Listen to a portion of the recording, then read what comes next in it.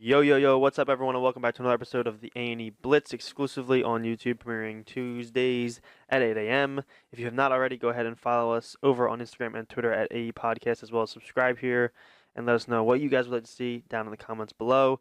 Today, we are recapping the movie Civil War that just came out recently in the last few weeks.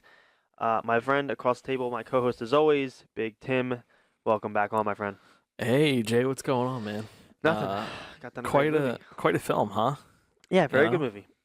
it's something that I was looking forward to when I first saw like the movie poster and then the trailer. I thought it was really cool. You know, the thought of a modern American Civil War and what it would look like. I'd seen the trailer like when it came out months and months ago, and I was like, "Oh, this would be a really cool movie to see." But then like recently, I'm driving to the movie today, and I'm like, I don't remember anything from the trailer, so I don't even know like what I was walking into when I walked into the theater. To be honest with you, I kind of just walked in and was like, "Oh, okay," and I just kind of was able to enjoy the film with a sense of like I had no expectations at all of what it was gonna be. Well, Jay, that's because there were no trailers that were put out on TV or streaming services. It wasn't talked about on the radio because it wasn't created by a big film producer. It was an independent filmmaker. Yeah, yeah. I saw that one trailer ages ago, and that was it. Yeah. And that's all I saw for it. I mean, I seen like one or two posts about people saying, "Oh, they're excited to see it." There was no promotion for it, you know. It's A24, yeah, A24 film. Yeah. Mhm. So whenever you see something with that, like that catalog is really really good from most of their films. So I never really expect anything bad coming out of there, and it didn't disappoint. No, I mean, Civil War kind of gave you a lot of things. Not traditionally either. Yeah, It gave you a kind of a linear story, with a strong beginning, middle, and end. Explanations for everything. Everyone kind of knew what was going on. You had a very powerful scene in the very opening where there was a modern American suicide bomber, which was really strange to see. it You know, is. it was a gentleman carrying an American flag charging into NYPD, um, and self detonating, and it was a mass casualty event, and it was just a really shocking like opening sequence, and I was like, okay, if that's what the opening sequence is like, I don't know what we're in store for the rest of this film. Yeah, and then they continue to show you, obviously you meet Lee at this point, you meet Joel, you meet Jesse here, and you get to see kind of how gruesome the film is going to be when you see Lee going through and photographing all of these mutilated bodies from the bombing. Yeah, things you don't see in modern media right now. You know, like the real like the harsh side of war. You Yeah. know, like what the American people need to see. You know what I mean? Yeah, I mean that's the reality of what like war it is traditionally. Like when you go to war, especially in this modern age with the weapons that we have, it's not, sunshine and rainbows, and this is why soldiers come back so messed up from wars, especially more recently because of the things that they have to see. It's really crazy. But Yeah. Well, weapons nowadays aren't designed for single casualties. They're yeah, designed for mass casualties. They're at trying least like like we are weapons, trying to afflict as military much weapons. damage as possible. You know, on Yeah, as many people as possible. and it definitely shows through in this film, and you get to see it from a different lens. Like we've seen a lot of war films recently, like not recently, but like in the last 20 years that have depicted similar events, like really like gruesome events and things like that. But this film gives you a different lens. You kind of see it through the journalist perspective of like the press, and you get to see kind of how a photographer would see it and a traditional journalist would see it, and they tell the story through that lens.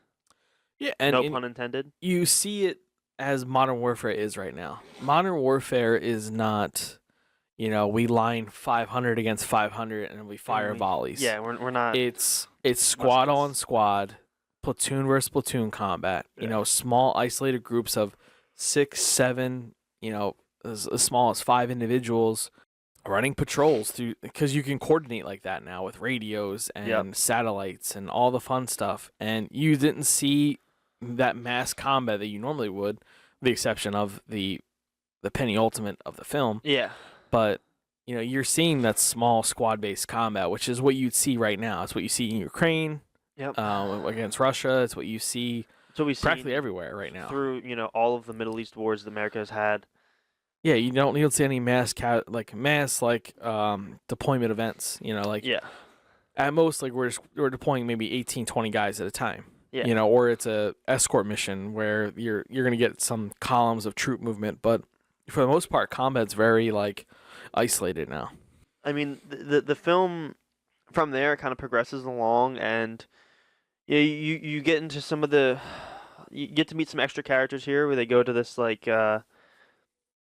this hotel lobby or whatever, and or a little bit before that opening scene, you met the president, and then you kind of progress and you meet Samuel here, who kind of appears to be the elder of these journalists, kind of trained all of them, kind of taught them the way of how to do this as they were coming up, and you kind of get that sense. Yeah, no, I really liked his character. Yeah, I think it was portrayed really well. He was pretty well rounded, I would say.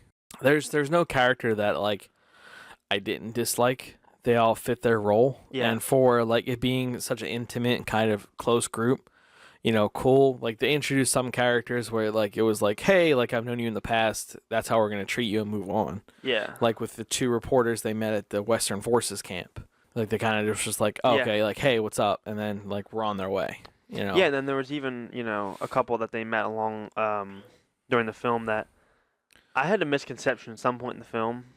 They used it as a transition point at some point after they decided that Jesse was going to come along with them to and this is kind of where you start to see the trajectory of the story happen, is when they decide, hey, we're going to go to DC. We're trying to get an interview with the president before everything comes to a climactic end, because they knew it was coming. It was just a matter of time, and so yeah, everyone knew that the loyalist forces were done. yeah, they were toast. So they kind of wanted to get that final interview with the president before it was overrun and he was taken out. So here's where you're gonna Jesse ends up in the vehicle with them. Lee protests, with the experience of being in Jesse's shoes before, she's gonna protest this, and then you progress along, and then it cuts away from that. And it goes right into their drive at the very beginning, and then at some point in this section, it just cuts away to them in the middle of a fight with a young girl, and for some odd reason, I felt like that it didn't look like Jesse to me at all, and I was like, this is a flashback or something, and then it cut back in, and it was normal time, and I was so confused for a 5-minute stretch, because I thought that first stretch when they killed those guys on the hill, I thought that was a flashback to when Joel and Lee were younger on a different mission, because the landscape wasn't the same and nothing was the same. But then you cut in and you learn that that was Jesse and that was this and and the film progresses at a really good rate. It was 2 hours, but when we got done with it, I felt like it was really fast. Yeah, well, you never really had much time to slow down and think about what's going on. Even the after the sniper shootout. Oh, dude, it was such a great scene too. That was really cool. Very tense. The sniper sheen at the winter solstice. You're okay, cool, they're safe. And then in the background, Lee notices a speeding vehicle, and I'm okay, cool, we have zero time to rest. We're ready to rock and roll. We'll see what's next on this adventure. Yeah. And then that immediately transitions into the Southern forces committing war crimes. Yeah. Which I'm crazy. What is going? Because you wouldn't know that they were Southern forces, except you notice that they didn't kill Joel when he said he was from Florida. Yeah. Whereas if it was a Western forces, they probably would have killed him right away. Yeah. No, not Western forces. Loyalists. Sorry, yeah, the loyalists. Yeah. Hey, I'm from New York. I'm from Pennsylvania. And all those loyalist territories, they would just probably shot on sight. Yeah. And then the one reporter was oh, I'm from Hong Kong. Even though the one guy was just say somewhere that's American and I won't kill you. He was Hong Kong gets blasted. I'm you fucking idiot. He pretty much explicitly said if you say something that's American, I'm not gonna shoot you. Yeah. And then the guy's Hong Kong, and he's dude, are you fucking serious? Yeah. And then You know, And that scene was crazy. Sammy comes in and just saves the day, Yeah. hitting him with After he the told them like, exposition. don't go in there, you're gonna die, and then, but they had to save Jesse. Like obviously we understand that. But that was, dude, that was one of the most tense scenes. Like, just shoots the one guy on his knees, and then they all fall, and then Jesse falls into the pit after he shoots the other guy from Tony from Hong Kong. And like, dude, this whole movie was just so chaotic and so tense. The suspense building was so good, and I mean everything film wise, like down to the sound design, the music, the way that they cut away in and to and from shots, and then even like the setup of the shots, the way they pan across things, and like they held on shots a little bit longer. Everything was just so well done, and it really created that feeling of like this is a really good film. Yeah, no, I mean the filmography was good. The characters were realistic and believable. Yeah, The settings were appropriate. Like there was nothing like you were like, okay, like this is out of ordinary. yeah, it felt Like- really, really at home. Obviously, as they're getting closer and closer to the war front, you're going to see less and less civilians. You know what I mean? Which makes sense. People are trying to get away from the war. There's refugee camps, which we saw what modern refugee camp look like in America. Yeah, Which was kind of a surreal kind of moment. You're like, okay, like, could you imagine living in a tent in a stadium while mass casualty events going on? yeah, literally like, and that was a really, but it was, as much as it was like a refugee camp, it was also like kind of a cool moment, like to see all these different types of people from all different walks of life just coming together and enjoying company together without, because like obviously at this point most of technology is like knocked off, and so like we're in a state where they can't go on their phone and watch YouTube all day and TikTok. Like they had to intermingle with each other, and you get to see all different walks phones of were life. disabled. Yeah, Yeah, there was and no signal. it's really cool like to see that. Like it really like made me like, man, like I wish like we could like as a species we could just do this more. Just like get together in one place with no technology and just enjoy each other's company and like share stories and everything like that. Because I feel like that doesn't really happen a lot anymore. I think it'd just be really cool to experience that. But you also get a good bit of backstory here from Lee and about Jesse and kind of how they got their start and how they blah blah blah. And then as we go through this point, we start to progress towards that. Like, hey, this is what happened, and then just wild segments, bro. Yeah, from there it's like you got the firefight through the one area, Yeah, and then I feel like it immediately transitioned from there to DC. yeah. I Yeah. feel like real quickly that you get to that Western Forces camp, and then they're like, "Hey, we're going to DC." They surrendered. So this is my thing.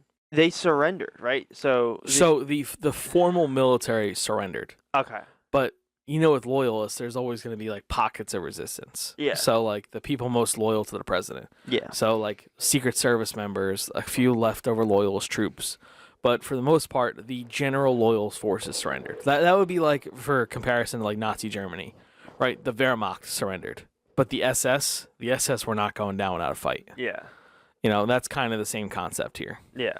And like, you get to this point, you take over. They get into DC, and you start to see here where Jesse starts to kind of break out of her shell a little bit and like Just take getting those risks. No, really, like reckless, like Yeah. extremely reckless. Starts taking these risks that she saw Lee in these previous missions take, and was like, "Hey, I'm gonna try and kind of emulate my hero and do these things." And as you go along, she starts taking progressively bigger and bigger risks. And if you notice during this entire time, like the sergeant's kind of like, "Hey, get back! Just Hey, keeps get back! pulling her back, Hey, keeps get pulling her back!" back, yep. I'm like, all right, like you're gonna get yourself in trouble, kid. It just progressively like pulled her back. And then eventually they see the president leaving the White House, getting loaded into a car. These cars ram out the gate, and they get outside of like the walls that they had built. And then we think that the president is in the limo. the limo. I forget what the actual Call it the president- Beast. The Beast, that's what it is. Yes. So you see the president, or you think is the president, in that vehicle. The troops surround it. They start lighting it up. Oh, I laughed. scene was I crazy. started laughing during this because, Yeah. like, so the limo gets blasted on the way out to the point where the one Humvee just smashes it, and then two people get out of the van and say, "Hey, don't shoot!" And they just get laser beamed. Yeah, this woman gets out. Don't you, don't you, don't you. Brrr. Like 6 guys just light her up, and I'm like, damn. And Yeah. I think I started openly chuckling. Like, And just before this, Lee had kind of, during this whole mission, had kind of been in this really weird state where she had was, like some PTSD going on. Like, was she was like, it was starting to like because kind Sam- of overwhelming her a little yeah, bit. because Sam had died just before this, and you know she was really broken up about it, and she was really just overwhelmed with everything. So the whole mission, she's just weird and broken up, and then right here at this point, she you know after the limo rams out, she looks back at the White House and she's like, no, the president's not in that limo. No. And she goes and tells Joel. Joel gets Jesse. They all run in. Troops follow her into the White House because she has this big hunch that the president is still in there. Mhm. Well, Which is where they run into the press secretary. Yep. Press secretary tries to negotiate this peaceful surrender and a flee deal, and they just light her up. They're like, yeah, no, listen to that yep, shit. one shot to the chest. Boom, done. And then they run into the Secret Service. There's a really cool sequence with the Secret Service where like we're talking like small tactics here. We're like room to room clearing and Yeah. you know covering flanks, calling out reloads, like really cool tactical like just knowledge and whereabouts, which I thought was super really realistic, awesome. like Yeah, in that it was solid. in that regard. And then you have like Jesse and Lee are both taking these pictures of the war, and it keeps flickering into these images, which are really really good. A really great way to tell the story and like show a different angle of something you just saw happen. Mhm. You know, but through the lens of what Camera. the story should be. And then, you know, again, here is where you start to see Lee really taking these risks, and Jesse is very intent on watching Lee take these risks. No. No. Jesse's taking the. Oh yeah, that's right. You're right. Lee, Sorry. at this point, Lee kind of snapped into it now. yeah, you're right. Lee's Sorry. now kind of going into her zone, taking these risks, jumping from one side of the hall to the other side of the hall, kind of getting crazy with it. And then now is where you start to they get into these two separate rooms, and then Lee does this one run across, takes a quick shot, gets to the same room as Jesse, and then Jesse runs out into the hall, tries to snap a pic down the hall of these Secret Service agents. As these two Secret Service literally at the same time are popping out and Yep. just try to light her up, and Lee makes the ultimate Heroically. sacrifice, pushes little Jesse out of the way, and gets lit up like a Christmas tree. Meanwhile, Jesse snapping the pictures is of Lee snapping dying. pictures away of Lee getting shot up. Yep. And this was this calls back to a conversation that they had earlier. Where Jesse would ask Lee, "Hey, if I were dying, would you take a picture of it?" Yes. And Lee was kind of like, "You know the answer to that question." Yeah, she was basically like, "What do you think?" in a very condescending tone. Yeah. And this was earlier in the film when they first did that first like kind of lesson of like taking pictures. Mhm. And a really good callback to a moment earlier in the film, right? And a foreshadowing almost, even though it ended up being reverse of what it was. And it's really really interesting to see how this film took that. And then Jesse kind of, you watched your hero die for you in front of you, someone you've really bonded with over the last, I don't even know, 5 days, whatever it was. And so, she dies in front of you, and now you have the choice to continue forward, right, and take these pictures of the president. Set your mark in history as the photographer and journalist that you are, or you can mourn the death of your friend and your mentor and your hero. And Jesse, kind of being the emotional wreck she was, the whole movie kind of puts that to the side and says, "This is kind of what I need to do," and goes along. And eventually, they capture the president at the end of that hallway, and Jesse is able to snap her picture of the president, dead on the floor. I still think it's cool. The president's like, Joel walks up and goes, I need "Before a you quote." kill him, I need a quote. Tell him not to kill me. That'll do. That'll and then do. Just pop. I'm like, And oh, then one shit. shot to the Two heart. shots. Or two shots. To Yeah, the it was heart, two shots. Yeah, And then that was it. That was it for the and president. then literally Movie ends. credits roll, Literally right there. It zooms in on and the five. Jesse. You end on the 5-man squad taking the victory pose with the president's dead corpse in the Oval Office. Yeah, it's abrupt ending to a very chaotic film, and it kind of just matches and I think it was such a chaotic film to match the pacing of the film. Like I think it was purposely done that way, so you didn't have a time. Like, so it kind of mimicked your experience during the war. Like, you wouldn't have time to sit and process what just happened. I think that's part of the reason that the film was so chaotic, was so that the viewer could experience that chaos along with the crew in the film. And it's just super. It's an interesting way to tell the story, and it really was great overall. Right? With I mean, if we're gonna do this, let's do it out of 10. Right? Let's grade the film here.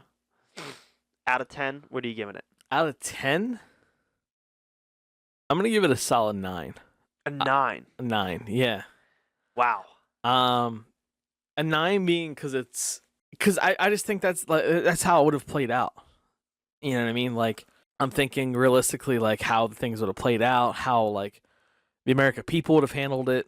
You saw everything from war crimes to sentimental people getting together to people helping each other out to the government collapsing on itself. I think that's exactly how it happened. Sure, would the alliances in the film would have lined up with how it would be in real life?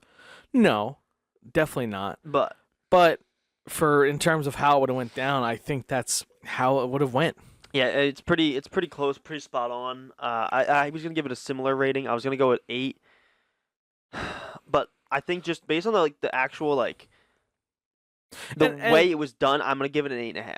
I mean, I also think like the acting was clean. Very clean. People that had mental instability, you could tell, and they acted like it. And I Yeah. was like, "There's that guy's screws are a little bit loose." Yeah.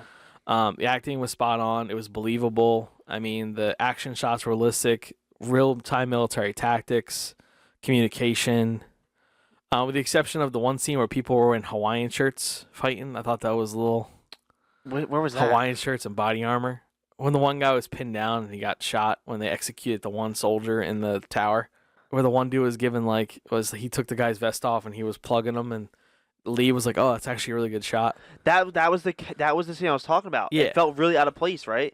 That Yeah. whole scene felt really out of place. Yeah, like I thought it was a flashback to a different war. It was real. And then It was just weird because they were in Hawaiian shirts. dude, that's why I was lost because that was the scene I was talking about. That's why I was so confused. Oh, let me go get my golf shirt, slap some Kevlar on, and dude, grab my M4. I really thought that was a flashback scene because I didn't recognize Jessie. She didn't look the same. Yeah. So I was like, when we just doing flashbacks now? Yeah, I mean, listen, dude. I'll grab my cargo shorts, grab my Kevlar vest, my golf shirt, my AR-15, and let's strap up. Let's go get it. Yeah, it was such a confusing section there for me. It really threw me for a twirl Yeah, there. and literally right after that, they executed the loyal soldiers with the 50 mounted 50 cal. Yeah, and then it cuts right back to them on the road. Mhm. That's why I'm thinking it's a flashback, and then I'm like, wait, no, that's not a flashback. No, it was actually they actually went through that. Dude, I Yeah. was so confused in that 5-minute sequence. So confused. And then they end up at the refugee camp. After Yeah, that. I mean, just like I said, I mean, but those were those were the militia. You know what I mean? Those were militiamen. They Yeah. weren't like Western forces. Yeah, you know. that's the reality of what our Civil War would look like. Yeah. It's more militia than anything. I mean, I think you would see like some involvement from the National Guard or something along those lines.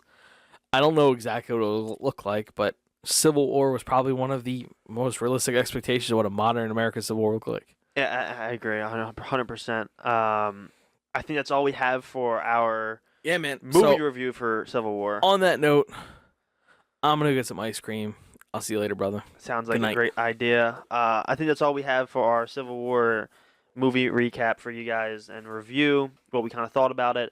If you guys did enjoy us, go ahead and drop a like and subscribe. Comment with what you guys would like to see next, and give us your rating on the film if you did see it and enjoy it. And I think it hit all the notes it needed to hit, and it did a really, really good job at it. If you haven't, like I said earlier, go ahead and follow us on Instagram and Twitter at AE Podcast. Also, go ahead and follow our normal podcast anywhere you listen to podcasts, and we will see you guys next week. Peace out.